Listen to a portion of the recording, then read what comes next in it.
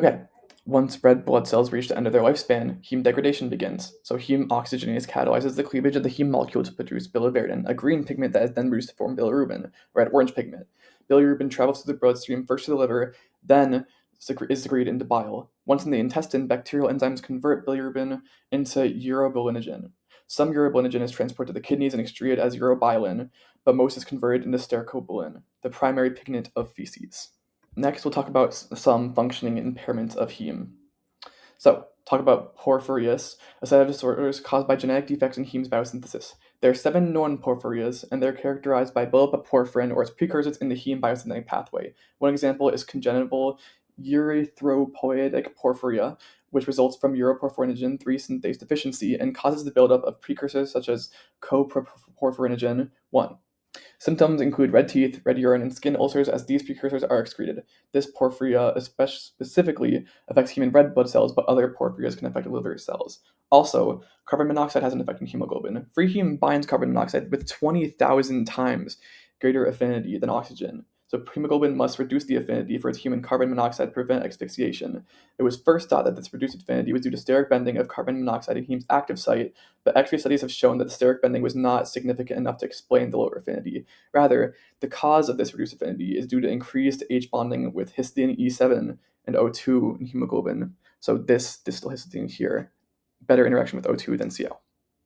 Finally, let's discuss chloroquine and malaria. So chloroquine is a drug that prevents malaria from destroying our red blood cells. The malaria parasite consumes the protein in hemoglobin, thereby releasing heme, which is toxic to the parasite. To ensure that it won't damage cell membranes, the parasite stores heme in a harmless granule in their vacuoles. Chloroquine prevents heme from being made into a granule, which prevents storage by the parasites.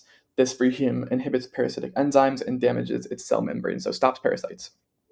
Now let's shift gears a little bit to briefly discuss how various hormones and neurotransmitters are derived from amino acids. Some examples of such hormones and NTs are epinephrine and norepinephrine, dopamine, and GABA. Synthesizing each of these requires decarboxylation of the precursor amino acids using a PLP-dependent enzyme that forms a Schiff base with the alpha amino group. Synthesis of histamine and GABA occurs in one step by histidine and glutamate decarboxylase, respectively.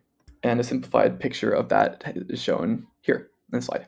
Serotonin is synthesized from tryptophan in 2 steps. So we start with tryptophan, first we hydroxylate as specific indole carbon, and be followed by decarboxylation by aromatic amino acid decarboxylase. So that's happening here. We see this carboxyl group be taken off to form serotonin.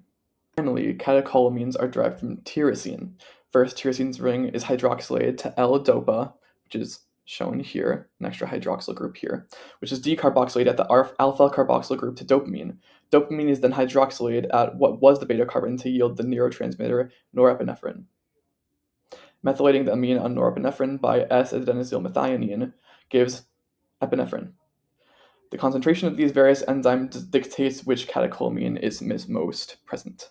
Where we can see that conversion of dopamine to eventually epinephrine, a very important neurotransmitter in the body.